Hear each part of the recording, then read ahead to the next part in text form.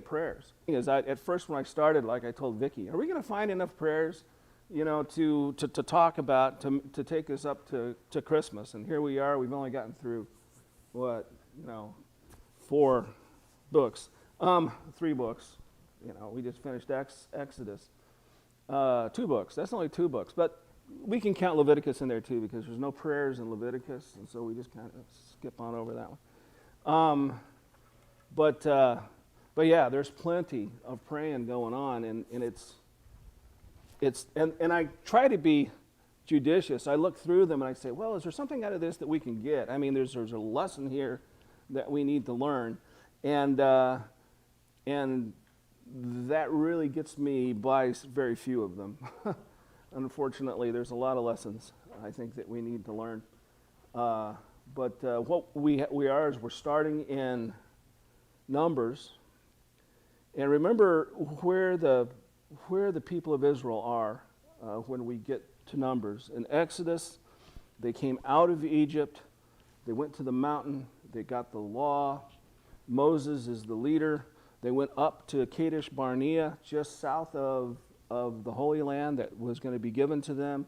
They sent the spies into the land, 12 spies. 10 of them came back with a evil report, is what it's called, whereas they said everything is beautiful, it's great, it's just the land of abundance, but the people there, they're huge, okay? There's giants in the land, it's hard, they're armed men, they know how to fight. It would be very difficult to go into that area, okay? Joshua and Caleb came back and they said, it's there for us to take because God's with us. But people believed the evil report rather than the good report. And they refused to follow God and Moses up into the promised land. And because of that, God gave it was a curse, really, from God. He said, you're not going to be able to go into this land until this generation that is here, that has refused to follow me, is dead and gone. He says, so you're going to go down and you're going to wander in the wilderness for 40 years until this generation is gone and there's a whole new generation that's come up that knows how to follow me. Then you're going to be able to go into the land. And so that's what is happening. In Numbers is they're going down from Kadesh Barnea back into the wilderness of Sinai and over into parts of Saudi Arabia today as well, in those wilderness areas. And God is showing them how he can keep an encampment of, we think, maybe around 2 million people alive in the middle of a desert. Okay? And that's what this is about, really. He's showing them how much he provides and how he can take care of them. And when you start thinking about the amount of people that are wandering around in the wilderness here, and God is keeping alive, it's mind-boggling. Okay? It really is.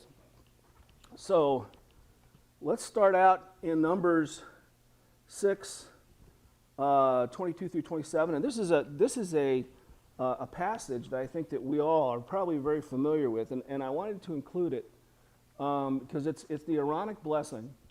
And this is a blessing that God told the priests, the sons of Aaron, to speak over the people. Okay? So the Lord said to Moses, tell Aaron and his sons, this is how you are to bless the Israelites. Say to them, the Lord bless you and keep you. The Lord make his face shine on you and be gracious to you. The Lord turn his face towards you and give you peace. And then I like this one especially. This is something else that God said. So they will put my name on the Israelites, and I will bless them. Now, he's saying they will put my name on the Israelites, and I believe that he's talking about the priests, the Aaronic priesthood, using this blessing, that they will put my name on the Israelites.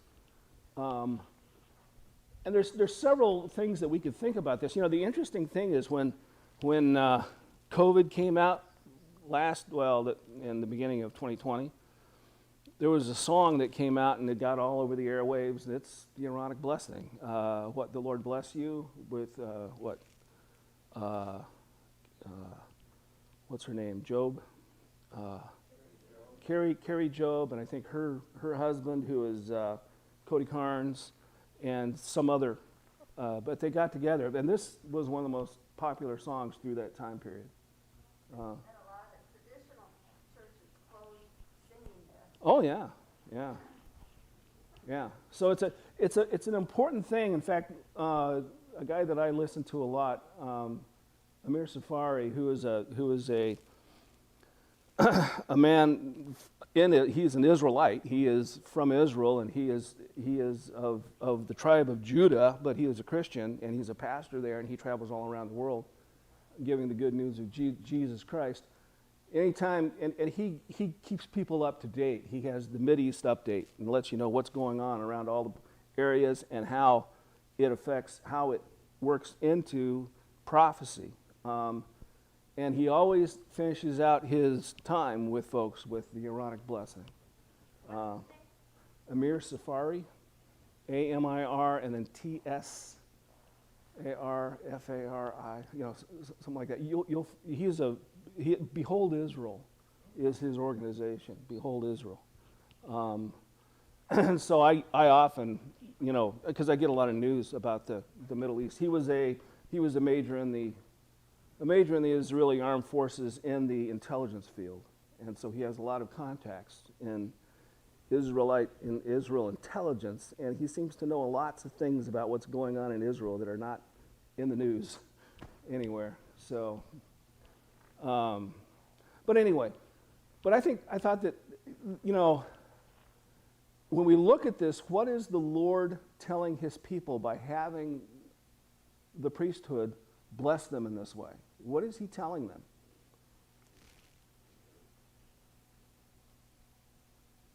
It's all about him blessing them, okay? We're dependent on God's blessing, okay? And I think even us in our lives, we need to understand that we're dependent on God's blessing. He's the one that can make our way straight. He's the one, and so we need to come to him and realize that he is the one that holds us in the palm of his hands, so it's always looking to him. It's always looking to him for everything that we need.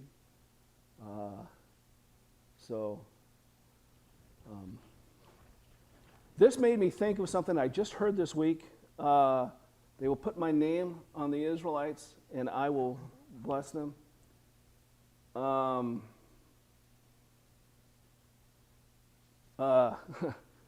This was at the temple of Amun-Re. This was actually found, it was discovered back in the 50s. And I just heard about it this week, and I've been studying archaeology. But anyway, Amenhotep III, a lot of people think that he's the greatest pharaoh that ever lived in Egypt. In his temple, at the base of one of the columns, he is listing all the different enemies around the area that he calls enemies, and how he's defeated them and everything else. And one of the enemies that he's got there is the nomads of Yahweh. Okay, and this is right after Israel had left. This is after the Exodus. 1388 to 1351 is about the time of Amenhotep III.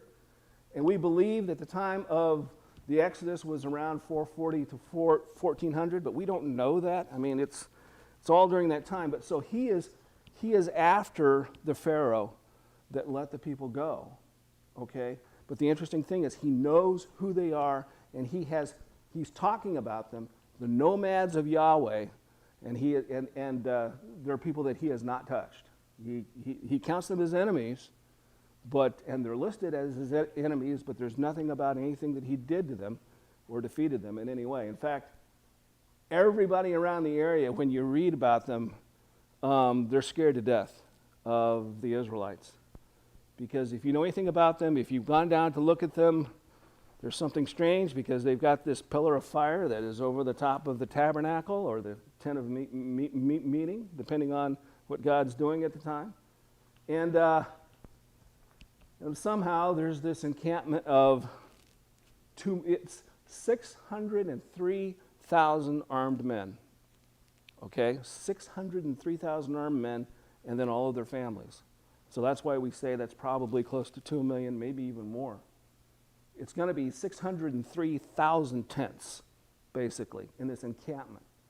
That is mind-boggling. That is huge. I've been to a jamboree with the Boy Scouts, okay? And I thought that it was huge, and I don't even think we had 10,000 there. You know, and I thought, man, this is a huge, huge deal. It's nothing compared to this. You know, 603,000 tents in this encampment. And somehow Yahweh, their God, is keeping them alive in the middle of a desert. It's an amazing thing to think about. And he does it for a whole 40 years. He keeps them alive, and there's actually more people that march out of the desert and into the Holy Land after it's done than went in the first place. So it's a whole new generation.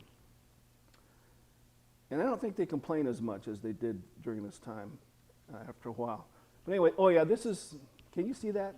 It's really bad, but this is the picture of the inscription at the base of this column that says, and I got some close-ups of it, and that's just because I'm an archaeologist. I like archaeology. But anyway, yeah, and it says the nomads. This is part that says nomads, and then the next part. This is the cartouche for Yahweh. So the nomads of Yahweh, and they've known this. This was in the 50s that this was found, and it was kind of buried in something. And I heard about it in an interview with a biblical archaeologist, and somebody asked him the question, well, you know, because biblical archaeology, you'd think that, well, that's all about finding out about God, right? Biblical archaeology? He says, no, there's a lot more people in biblical archaeology that are non-Christian. And in fact, many of them take stuff like this and they bury it so people can't find it. Okay? He says it's very political too. Somebody asked him, well, you know, do you think that archaeology shows us anything about God? And he says, well, it all depends on who you talk to. You talk to some other biblical archaeologist, and they'll say, no, there's nothing there. He says, you talk to me, and I could take you around places and show you things that prove the Bible and prove God, and we could be doing that for 3 or 4 years. Okay, just all the different places. There are thousands and thousands of things in archaeology that show God and are in the Bible. But you talk to other biblical archaeologists, and they're going to say, no, there's none. There's nothing there. He says, so it's all in the way you think about what you're looking at and whether you care about it or not. And there may be a lot of these people that bury this stuff. He says it's very political as well.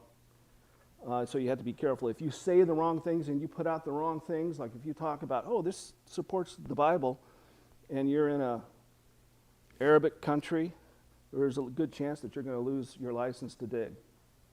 So there's that too. So, but anyway, this was buried. It's something that came up, and I thought, when I saw that verse, I'm going to put my name on you. And I thought, hey, Egypt did that. Egypt is calling them by God's name, the nomads of Yahweh. So, okay, let's go on to Numbers 11, 1 through 3. I think I put 1 through 2 on here because that's the part where he prays, and it tells you a little bit about what's going on. Now the people complained about their hardships in the hearing of the Lord. And when he heard them, his anger was aroused. Then fire from the Lord burned among them and consumed some of the outskirts of the camp. When the people cried out to Moses, he prayed to the Lord, and the fire died down. So that place was called Deborah, because fire from the Lord had burned among them. Well, this is interesting, and this kind of sets the tone of Numbers. Okay? Now the people complained. There you go, that's Numbers right there. These are people that had gone up to Kadesh Barnea. They refused to go in to follow God. God is punishing them by making them wander in the wilderness, and this is what they do. They complain. Okay? They complain because their life isn't good anymore, because they're living a tough existence. They complain. And God gets tired of it. He gets tired of hearing their complaints. And that's the other thing interesting. You know, he says, they complained about their hardships in the hearing of the Lord. Okay, where are they going to complain that's not in the hearing of the Lord? Anybody got an idea? No, nowhere. Nowhere. And we gotta realize that too, you know. It's easy for us to complain about our situation that we find ourselves in. We just need to remember that God's with us and that God is listening to us and He's in control.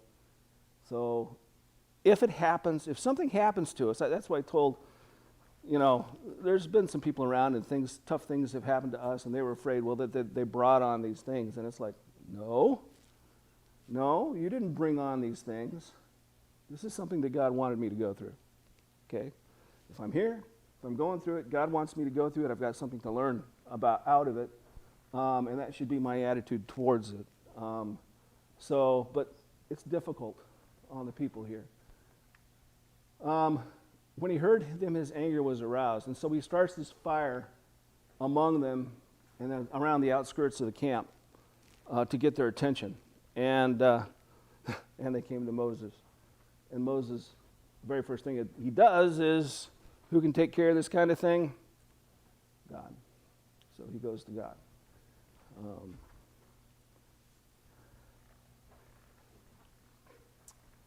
What's God's response to our attitude? You know, I know we're the people of God, but if we have a rotten attitude about life, I think that God's looking at that too. He's told us that we're in the palm of His hands. He told us that He's taking care of us, right? If we have a rotten attitude about what's going on in life and how things are, and I've had this attitude many times, you know, what does God think about that? Sounds like you need a little more, you know, to learn. So, yeah, our attitude's important. I'll give you something to cry about. Yeah, okay, I know that from my mom and my dad. That's, you know, you want something to cry about? Okay, how about this? Yeah. So, okay. So he was angry because they weren't trusting him. Right. And what had he done for them? How much had he shown them? And he's guiding them with a pillar of fire and a pillar of cloud. You know, you would think that they would realize, this is supernatural. He's with us. This is amazing. I think we should just go ahead and walk behind him and learn, you know. You would think, but they're complaining. Life is hard. And the things, you know, drowning the Egyptian army that's trying to catch them, striking the rock and water coming out, or speaking, the manna. And that's one of the things that they're talking about. They get tired of manna. I understand it's not very tasty. I don't know. Yeah. I've heard people think that manna is, they say, well, there's a growth that comes on the plants, the tamarisk plants that are out in this area, and it's a white growth that comes on there, and you can strip them off of the plants, and you can eat, and they're actually almost a little sweet. And so a lot of people are thinking, well, this is what manna is. It's that, and it's like, all right, so they camp. There's 2 million of them, and there's some tamarisk bushes that have a little white stuff on it. Yeah. How many people? He's feeding 2 million people with this manna, whatever it is, and it could be the stuff from the plants. I don't know. It could be. That could be it. But man, God has got those plants going on overdrive. All right, you know, it's not natural; it's supernatural. Okay, and we're going to find that out about the quail too. That's coming. Oh yeah. Well, and that's the thing is there's enough. He gives enough for them for their daily needs. Okay. Right. The only time that they've got leftovers is on Friday. When they go on Friday, they gather up twice as much as they need, and then they have it for Saturday as well, and they don't have to go out and gather on Saturday. I would think that they things of that nature. They did. They do have livestock with them. And that's the other thing. It's not just the two main people, but they have livestock with them. And God is keeping the livestock alive as well. In a desert. In a desert. Yeah. So, yeah. Okay. So who's our advocate when we are falling short or failing or we've got issues? We got to remember to go to God. We've got to remember to go to God. He's the one that can help us out. He's the one that can help us to understand more about our situation than we do by looking at it from a divine perspective. So, yeah. Questions, other things, other ideas?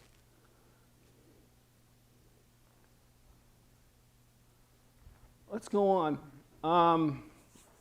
Okay, this is another time when the people are complaining again. And this is chapter 11 again, right? I believe this is 11, 10 through, where am I? Yeah, same chapter. Moses heard the people of every family wailing at the entrance of their tents. The Lord became exceedingly angry, and Moses was troubled. It's interesting, there must have been something in the spirit that he was feeling that let him know that God was angry. He asked the Lord, "Why have you brought this trouble on your servant? What have I done to displease you that you put the burden of all these people on me? Did I conceive all these people? Did I give them birth? Why do you tell me to carry them in my arms as a nurse carries an infant to the land you promised on oath to their ancestors? Where can I get meat for all these people? They keep wailing to me, 'Give us meat to eat.'"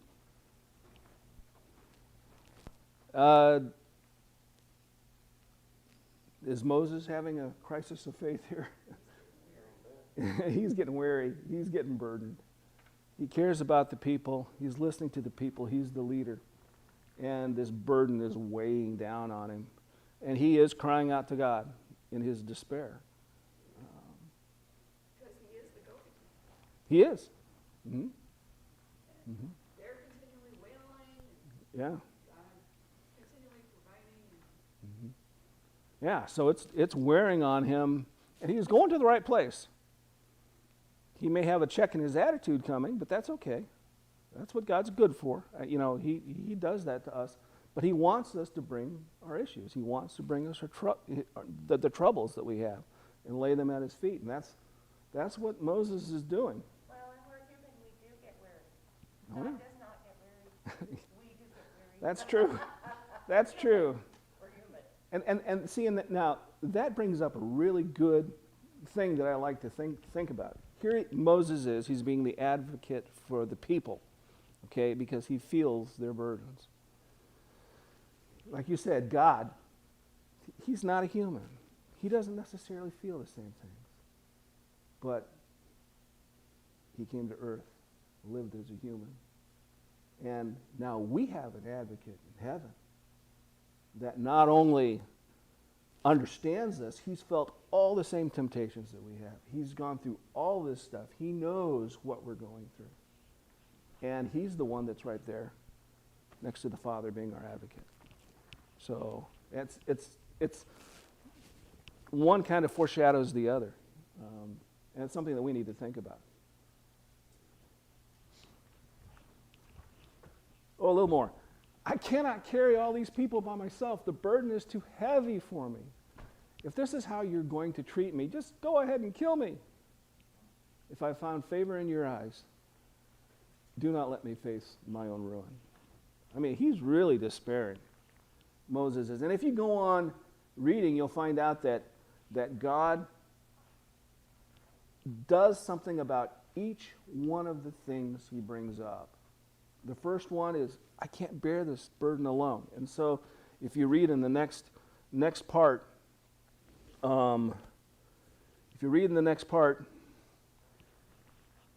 he tells him, go out, get 70 elders, 70 from every tribe altogether, 70 of them, they're the elders of the tribe. Bring them here, stand them in front of the tent of meeting, and I will take my Holy Spirit and I will put it on them as well as you. And they will help you carry the burden of the people.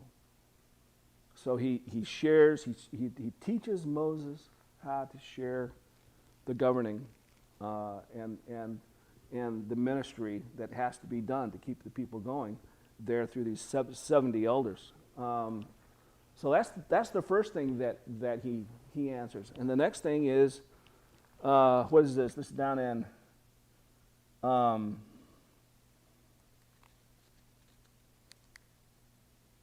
the people's problem with getting tired of manna.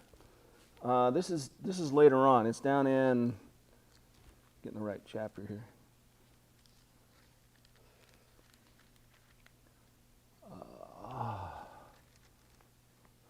He's in 22.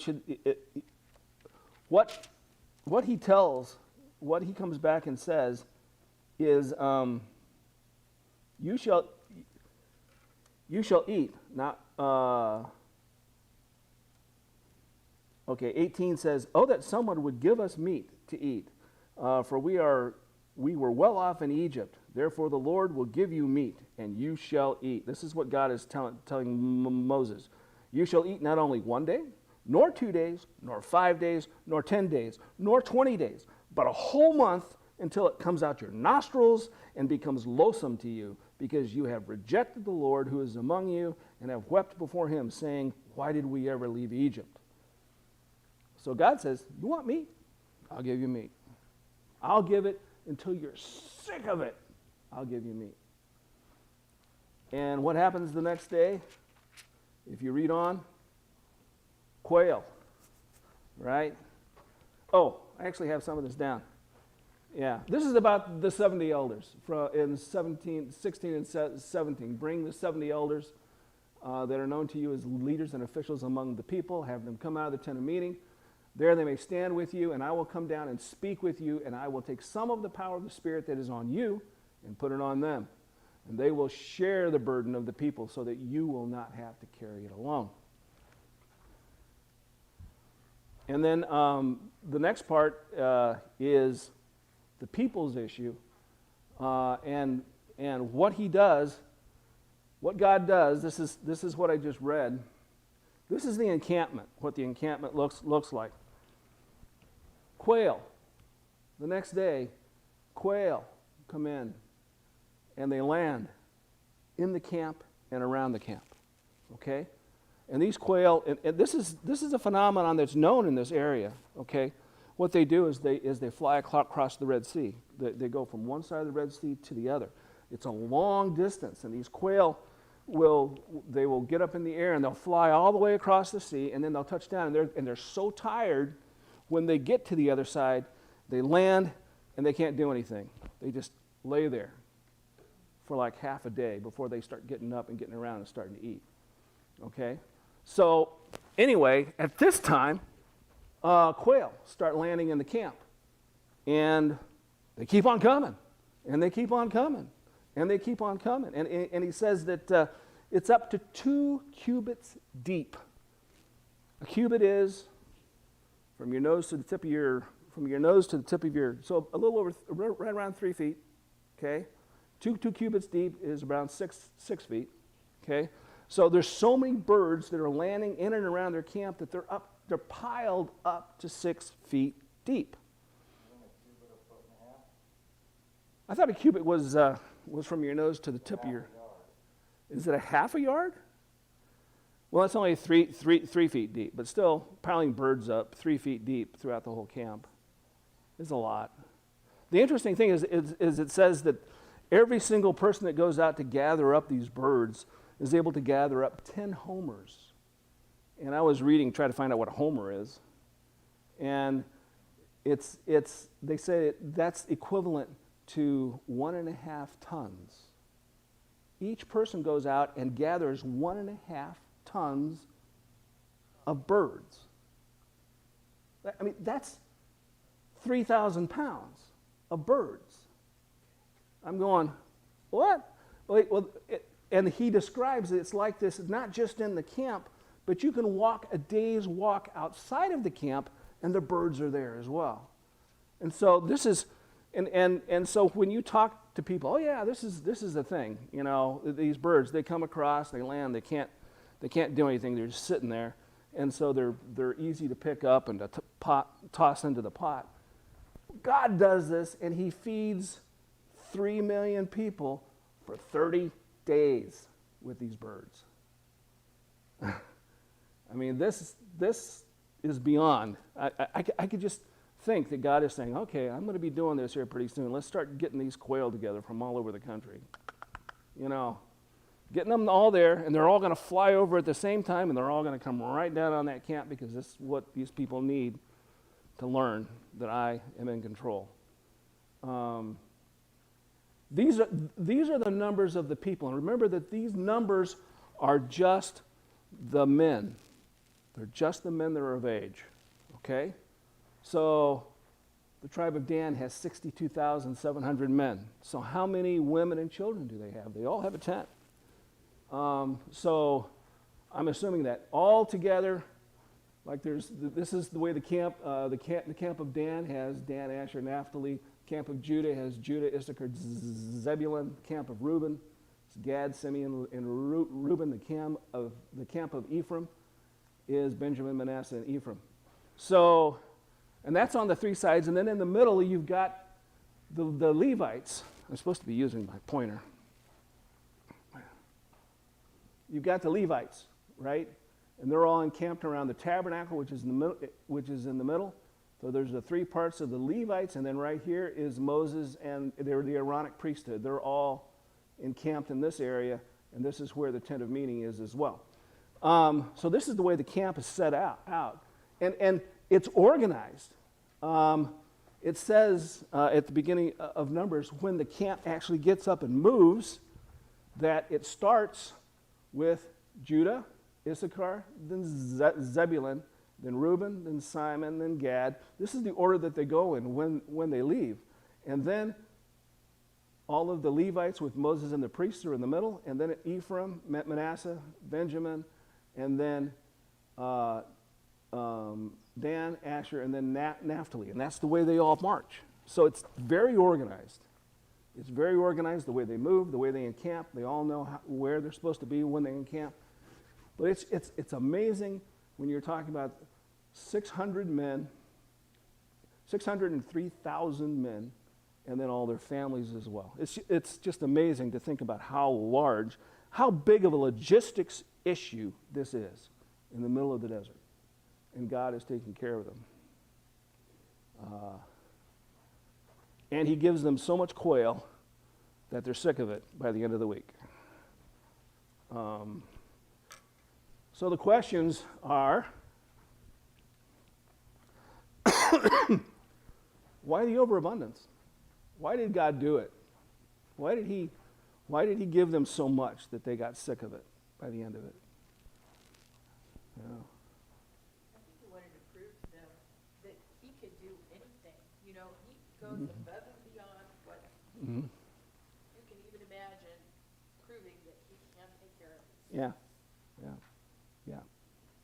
Even now, you know, in the New Testament, I'm trying to remember where it was, where he said that God will bless us.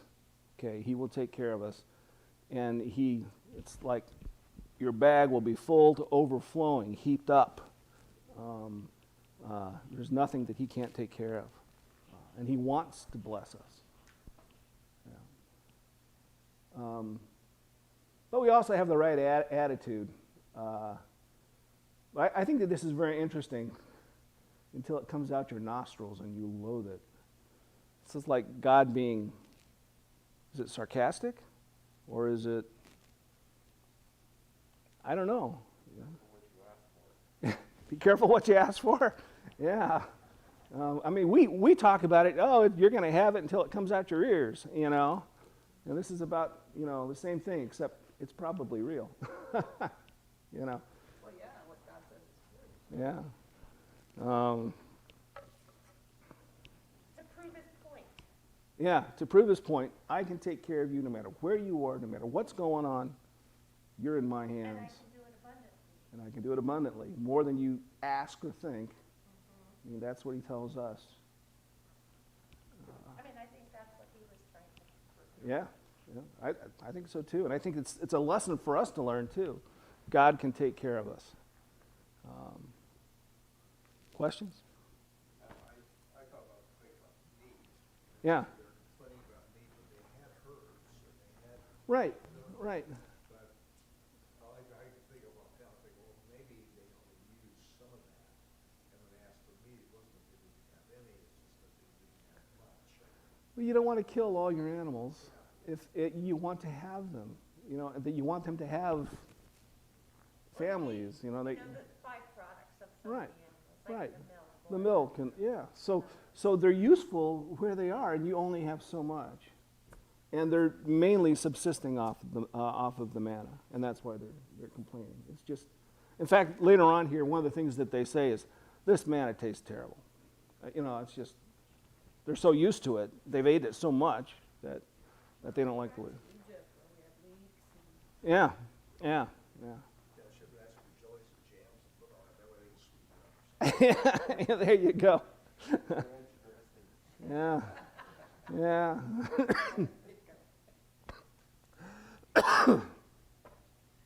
Yeah.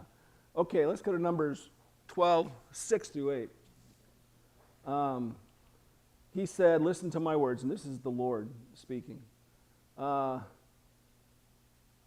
me give a little background to this. Okay, this is about Miriam and Aaron and Moses, and there's an issue that comes up here. Moses has been making several decisions. Actually, Moses hasn't been making that many decisions. God has been making the decisions, and Moses has been carrying them out. He's been telling people, God told me to do this. Well, Aaron and Miriam feel that they did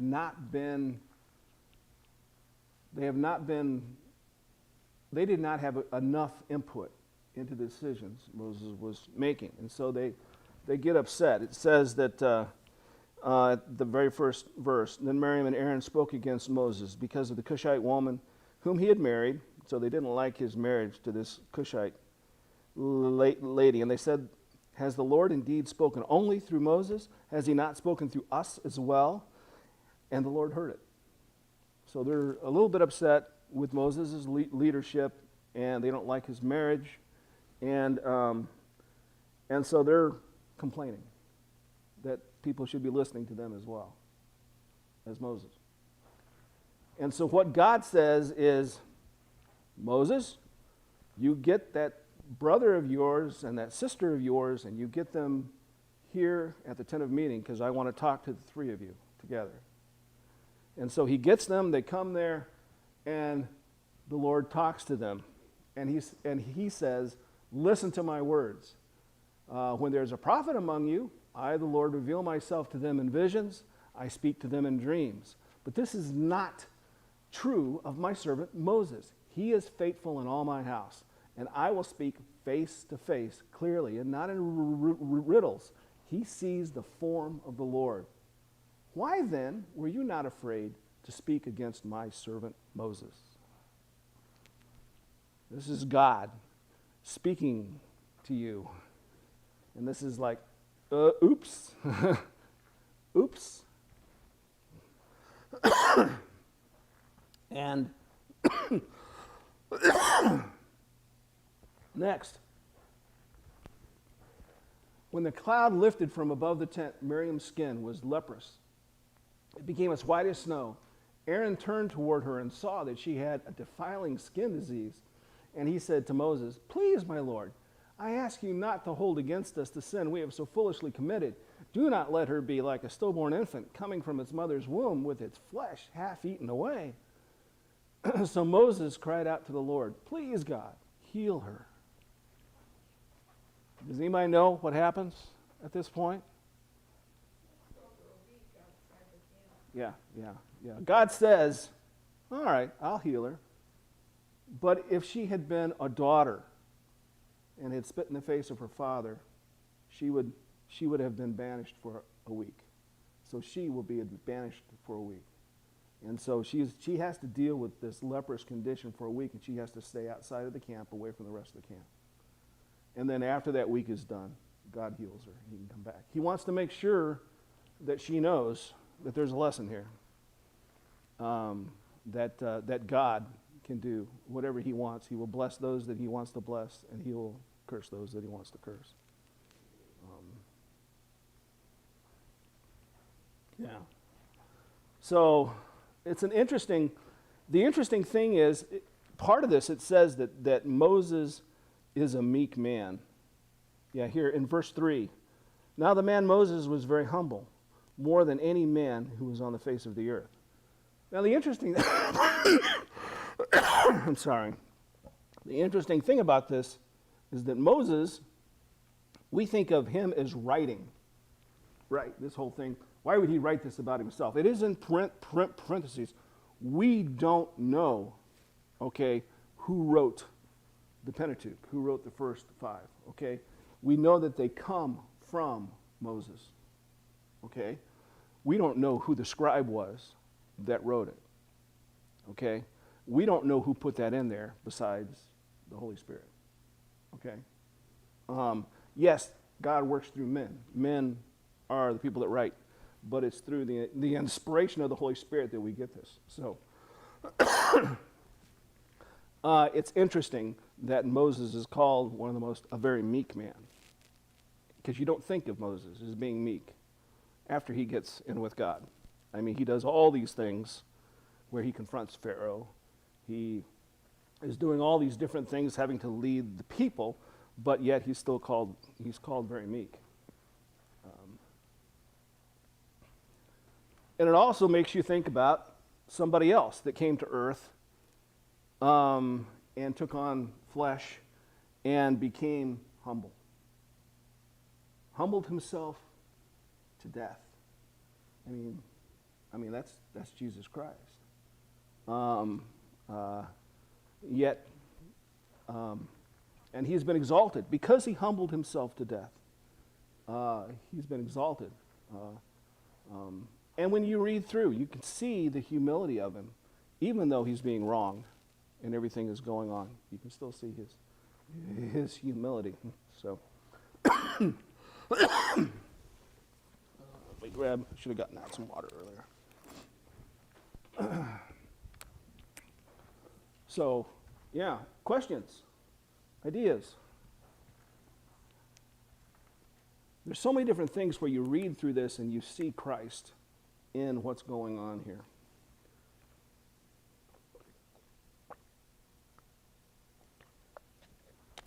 I think we covered all that. What time is it? Okay. All right.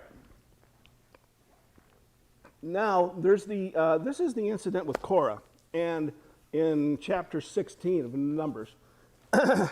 And it's Korah and a couple other families, and it's called a rebellion, and it is a rebellion. I keep on looking at it and reading through it and trying to figure out, well, what was going on here? And the only thing that I can come up with is that Korah decided that he is just as good a leader as Moses is, and he wants to be the leader now. Or he wants to have more responsibility from Moses, about equal to Aaron. And so it is a rebellion. In fact, they refuse to do a couple things that they're asked to do by God. And one of the things is, when this rebellion is coming up, Moses he prays to God about it. He hears about it. What's the exact, this is 16:15. Let's look at the context so we don't get things. In the very beginning, it says, now Korah the son of Issachar and the sons of Kohath, the sons of Levi, Dathan and Abiram, the sons of Elib, they took action. They rose up before Moses together with some of the sons of Israel, 250 leaders of the congregation. So they've been rabble-rousing with a lot of folks.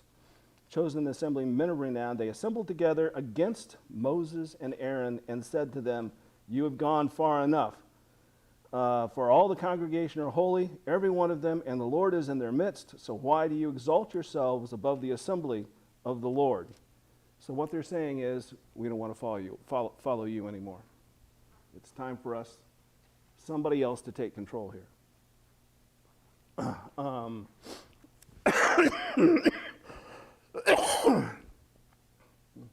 When Moses heard this, he fell on his face. Okay? And God tells him, this is what you do. Tomorrow morning, bring those 250 people and all the people that are against you, bring them to the tent of meeting, and I will take care of this myself. He says, all of them bring their censers with them. They want to be, what they're saying is they want to be priests just like Aaron's descendants were. They wanted to be priests. And that they're just as good as Aaron's descendants, so they could be priests just like Aaron's people. And so he said, bring your censers, stand in front of the tent of meeting. And when this happens, when they get there, Korah, Dothan, and Abram are missing. They're not with them. And he gets word from the camp where these folks are that they don't think they should come. They should obey God and come to the spot of meeting. They're going to stay there, and they're going to have their meeting there rather than with him. So they are refusing the authority of Moses and God. And Moses, God says, where are they? And Moses, this is what he says. He becomes very angry and says to the Lord, do not accept their offering. I have not taken so much as a donkey from them, nor have I wronged any of them. So he is saying, I haven't caused this issue. So what happens is that God says, okay, you go out into the camp, and you tell people to get away from the tent of Korah, Abram, and Dothan, those three, okay, where they were. You tell everybody to get away from their tents. And that's all God tells him to do. And he goes down there with Aaron and tells them, get away from the tents of these three people. So you've got these families, and they actually come out and they stand there in the doorway of their tents. Korah with his wife and his kids are there standing in the doorway. And Moses is getting everybody away. and as far as we know, God didn't tell Moses this, but Moses tells them, if you want to replace me, then you're going to survive right now. If God doesn't want you to replace me, the earth is going to swallow you up. That's what he tells them. And we don't know that God told Moses that because it doesn't show up in what Moses told him in the book, but that's exactly what happens. The earth opens up, swallows up those three tents and all the people with them down into the earth, closes back up. And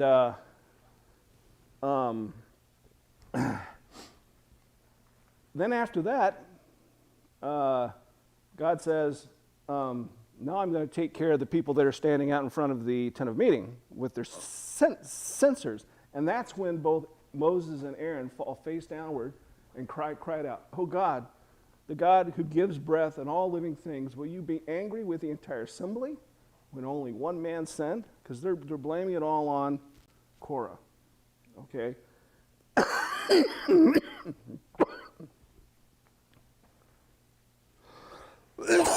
But God knows the hearts of men, right? He knows the hearts. He knows what these people are thinking.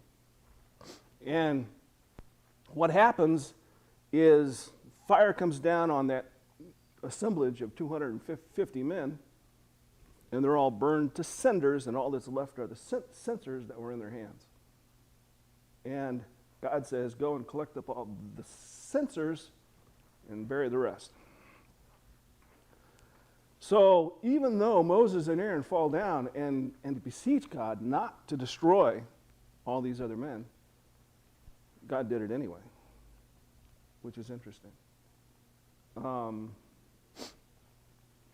God knew what they were thinking. He knew the steps that they had taken in their hearts to stand against him and Moses, and maybe God knew that what would happen in the future.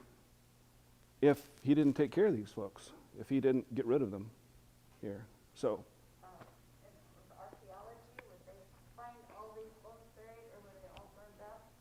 Or, never heard of that. yeah, I've never heard of that. It's kind of hard to find something that's organic like that because it dissipates so quickly in nature. There has to be something that happens to fossilize things. What now? Moses is tribe of Benjamin. What tribe was Moses Moses? was from the Levite tribe. Levi. Yeah, he's Levite. Yeah, Brothers, but, hmm okay. yeah. They're both from the tribe of Levi. And what is a censer again? A censer is it's a little vessel that's about this big, maybe this tall, and what it has in the bottom of it, you put embers or coals in the bottom of them that are hot, and then you sprinkle like frankincense or some other incense on top, and then you close it up, and it has holes around the top so that the smoke, the neat smelling smoke comes out, and you hold it on a chain, okay? And it's one of the things that you use to bless the people. And you'll see it, Eastern Orthodox, they use a lot of censers in their ritual and everything else. So you can see them other places today. Is that what the Catholic priests are using? Yeah, it's the same thing.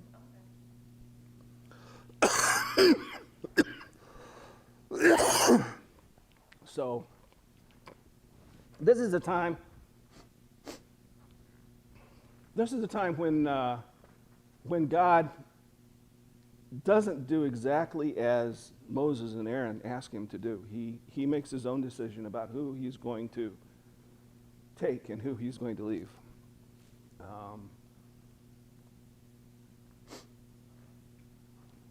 It seems like this was a much more serious thing than what we've seen in the past, that this was a rebellion that could have ripped apart the whole encampment if God didn't do something about it, and he realized that, and he took care of it.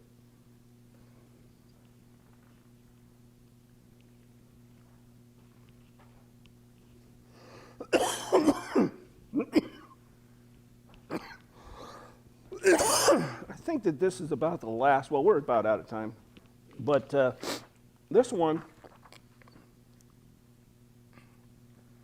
yeah, this is the last one, and we can. This is about the snakes. If you read Numbers 21, what happens is the people start complaining again, and so all of a sudden there's snakes that come into the camp, and they start biting people, and people start, they're venomous snakes, and people start dying. And they cry out to Moses, and Moses Moses prays. We sinned when we spoke against the people came to Moses. They realized instantly that they've been sinning because they've been complaining. We sinned when we spoke against the Lord and against you. Pray that the Lord will take these snakes from us. So Moses prays for the folks, for the people there. And the Lord says to Moses, make a snake, put it up on a pole. Anyone who is bitten can look at it and live. So Moses makes a bronze snake, puts it up on a pole, and when anyone was bitten by a snake and looked at the bronze snake, they lived. So the questions that I saw in this, they get the attack of snakes because they're complaining again, okay? Do they stop? Does God stop the snakes from biting them? No. No, he doesn't chase them away. As far as we know, they're still there. They're still having to deal with them. Now, the people, of course, you can kill a snake, okay? So I'm assuming that they're taking care of the snakes as people are getting bit. But still,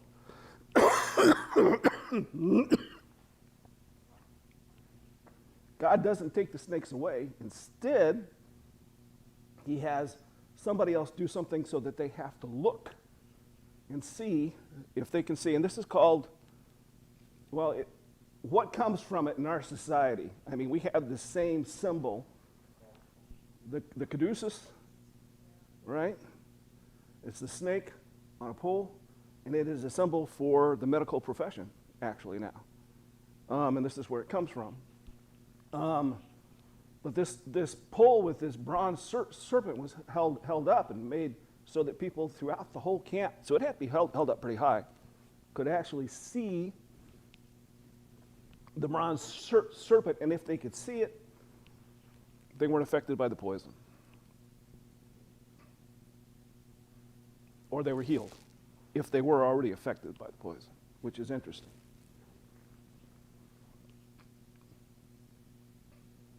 Why did God do this? That's the question. He could have just chased the snakes away. Why did he have Moses go through and do this whole thing? Because they had to believe in the power of that symbol All right. to heal them. They had to believe in God. They knew that God could take care of them if they could see that. And what does that foreshadow? What does Jesus Christ say? If I be lifted up and put on a tree, and people see me and believe in me, they're going to be saved. So it's a foreshadowing of the cross. Yeah.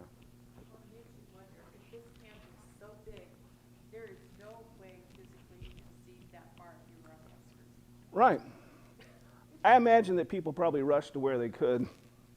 It would have or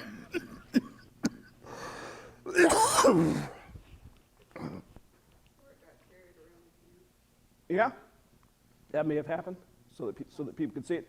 I don't know how long it took the poison to do its thing, but yeah, if somebody was bit, they might have been picked up and dragged to where they could see it, you know.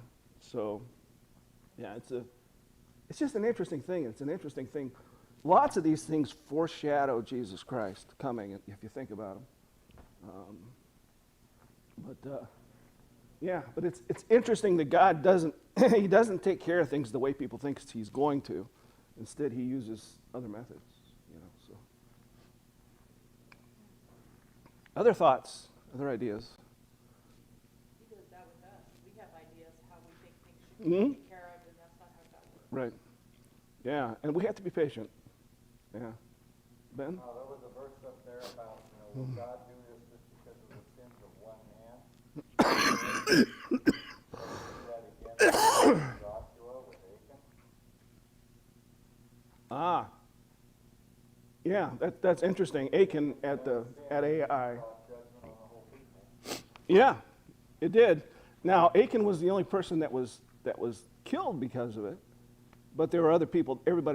They lost the battle because of his sin. They lost the battle, and people were killed in the battle because of what happened.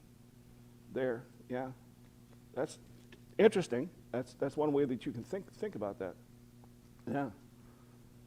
And God also told Moses when he passed before him, he said, I will have mercy on who I have mercy on, and I will visit the sins of one person to his three generations, right?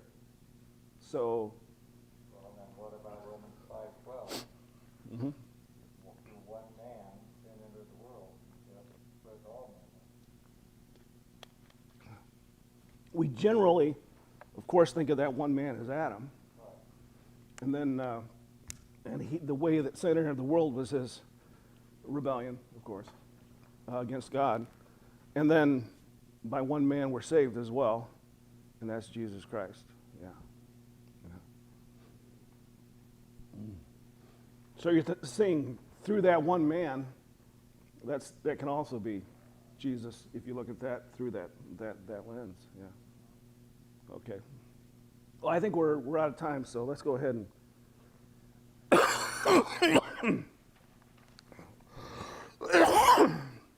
let's go ahead and pray, and we'll dismiss. Dear Lord, we love you.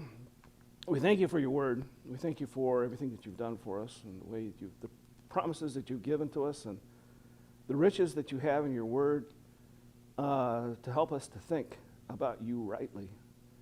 to help us to understand how powerful you are and what you can do for us. We pray that you would help us to guard our minds and our hearts, to realize that you're in control, to understand that you love us more than we can understand, and that you care for us more than we can understand, and that you've given us these promises because you do care for us, and that we can come to you with anything. But help us to understand as well that no matter what situation we're in, no matter how bad it is, we know that you're with us going through it. We can always come to you, and you'll give comfort, you'll give strength for us to get through it. We love you. In Jesus' name, amen.